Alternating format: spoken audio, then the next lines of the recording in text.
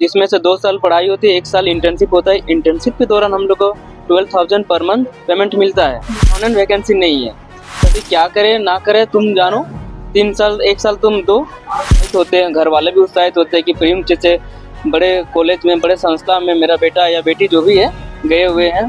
Trauma centre हो गया, ICU हो गया, सारी जगहों पर हम लोग काम करते हैं। नौकरी नहीं। मेन मुद्दा वही है ना। अच्छा, कोई भी संस्था में पैरामेडिकल का एनेस्थीसिया टेक्नीशियन का पद नहीं है। जो पूर्व सीनियर रह चुके हैं, प्रत्येक साल 80 स्टूडेंट पूरा झारखंड में आते हैं एनेस्थीसिया टेक्नीशियन का। उनके ज़िंदगी के साथ खिलवाड़ करना बंद कीजिए। नहीं है आपसे तो एनेस्थीसिया टेक्नीशियन का कोर्स बंद कर दीजिए।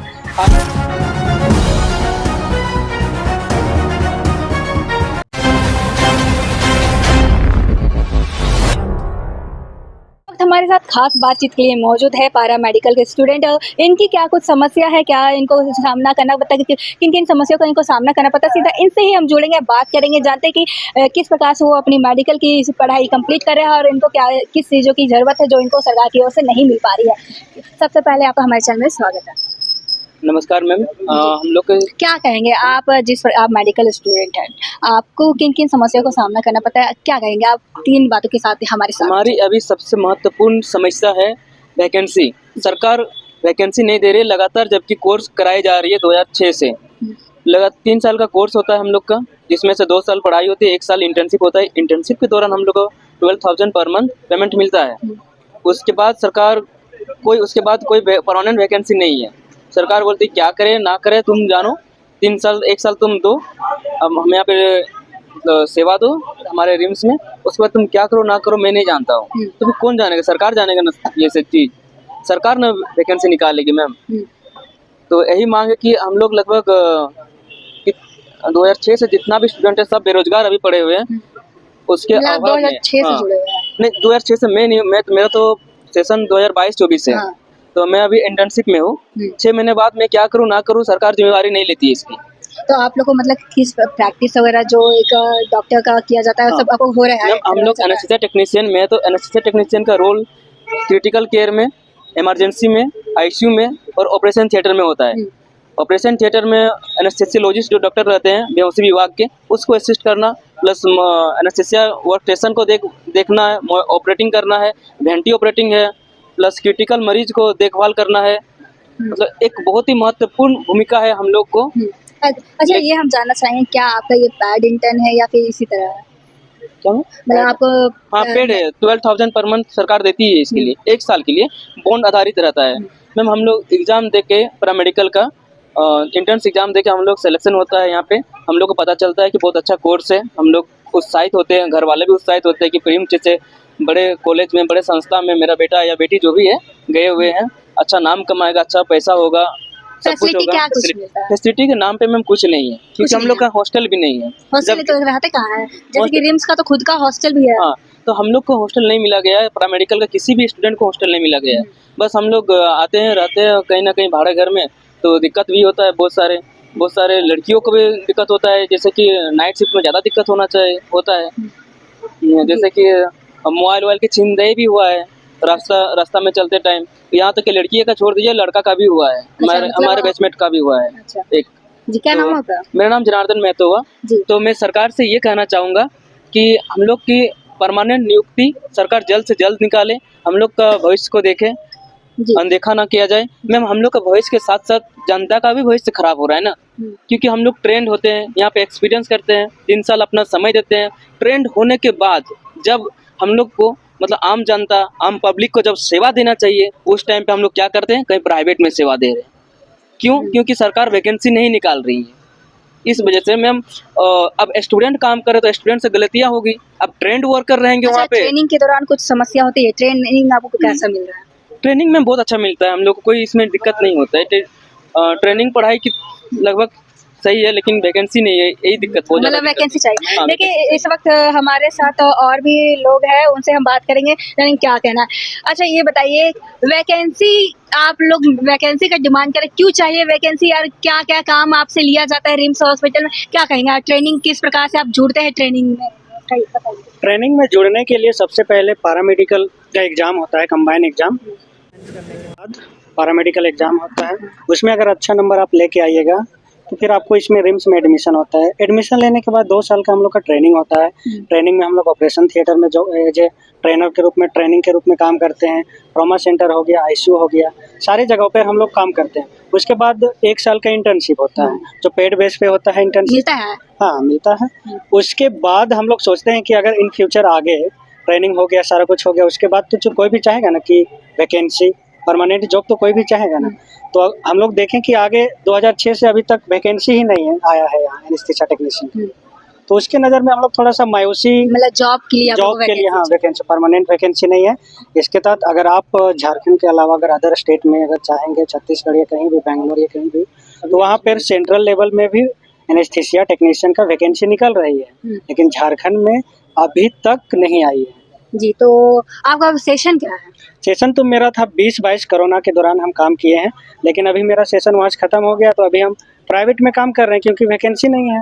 क्या चाहते हैं सरकार से आप? सरकार से मेरा यही जो भी नर्म अनुरोध है कि जल्दी से जल्दी नियमावली के तहत एनेस्थीसिया टेक्नीशियन को न्यू सर्जित अस्थायी पद रिक्वायरमेंट करे, जिसके तहत हम लोग आएँ और जॉब मिले, बस यही हम लोग। अगर सरकार से मतलब आप लोग को जो होता है प्लेसमेंट वगैरह कहीं ना कहीं एक तरफ से प्लेसमेंट नहीं है, प्लेसमेंट नाम पर हम लोग को ये इंटर्नशिप दिया जाता है 1 ईयर का ओनली, वही रिम्स में ही हम लोग करते हैं। इंटर्नशिप और जॉब का कुछ नहीं? जॉब का कुछ नहीं है। अगर आप काम तो आपसे लेता हूँ, कितना घंटा काम लेता है? काम हम लोग तो 10 घंटा, 12 घंटा, 8 घंटा, जब तक ऑपरेशन थिएटर, जब तक ऑपरेशन चलता है, 9 से कभी 7 भी 8 भी बज जाता है।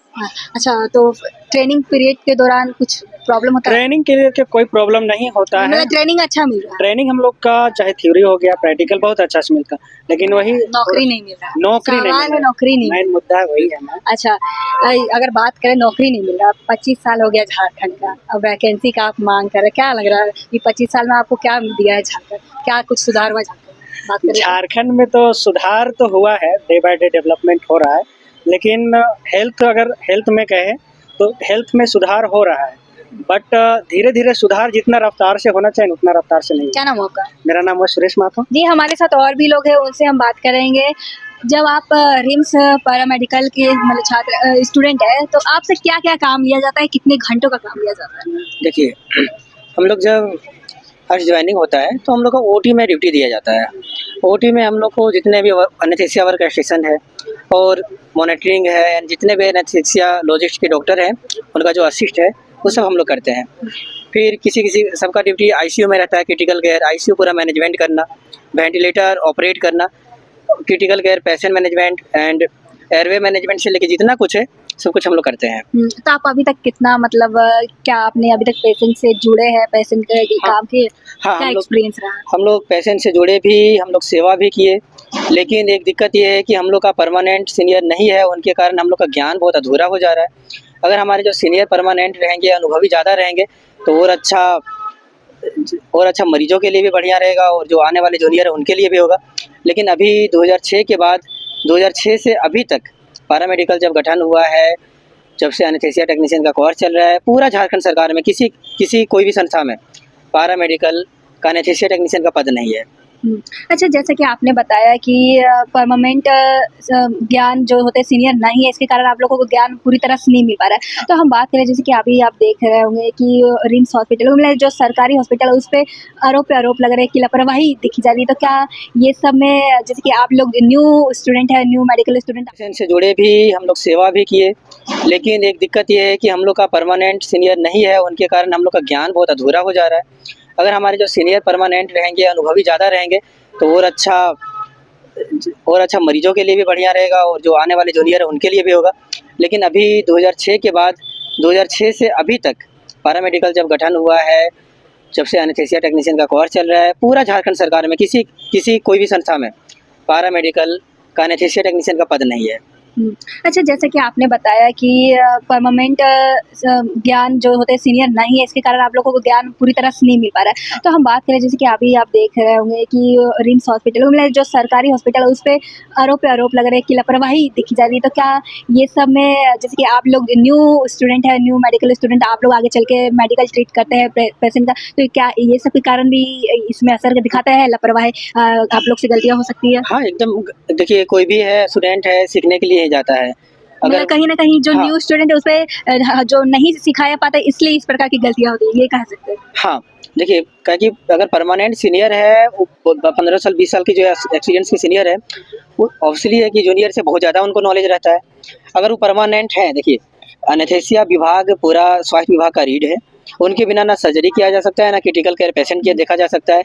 ऑक्सीजन से लेकर ऑक्सीजन थेरेपी से लेकर जितना कुछ है सब उनका एक अहम रोल है। अब उनके कामों को दूसरा कोई करेगा, वार्ड बॉय करे चाहे और कोई नर्सिंग करे, कुछ भी करे, तो स्वाभाविक चीज़ है कि पेशेंट खराब होगा। जिस चीज़ विभाग का चीज़ है वही विभाग अगर करेगा तो हम तो मानना है कि पेशेंट मरीज की देखभाल बड़े पूर्ण रूप से अच्छा रूप से किया जा सकता है।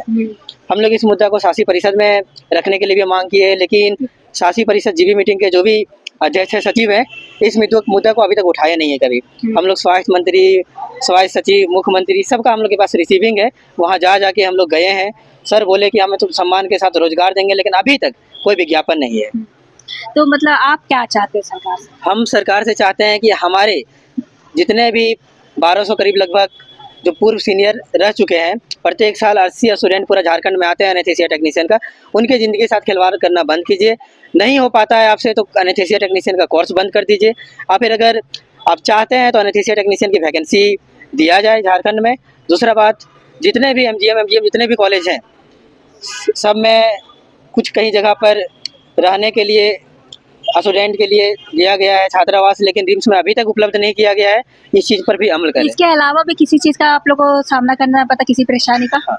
हम लोग के लिए ना कोई रिम्स में फैकल्टी है ना और कोई, मतलब तो कैसे आप लोग ट्रेनिंग कैसे पूरा करें जब आप बोल रहे हैं ना कोई सीनियर डॉक्टर है जो आप लोग को ट्रेन करे, ना फैकल्टी है, तो कैसे आप लोग कैसे कर रहे हैं? हम लोग से यार कहीं ना कहीं अगर आप लोग इस तरह से ही चला तो भविष्य में ऐसा हो सकता है कि अगर आपके अधूरी ज्ञान के कारण पेशेंट के जीवन के साथ भी खिलवाड़ हो सकता है। देखिए, हम लोग का 2 तरह से होता है। वो पैरा मेडिकल के सभी बच्चों के लिए दिया जाता है और अलग अलग डिपार्टमेंट के जो है स्टूडेंट है, जैसे एनेस्थीसिया है, डायलिसिस है, लैब है, सबका अलग अलग डिपार्टमेंट है।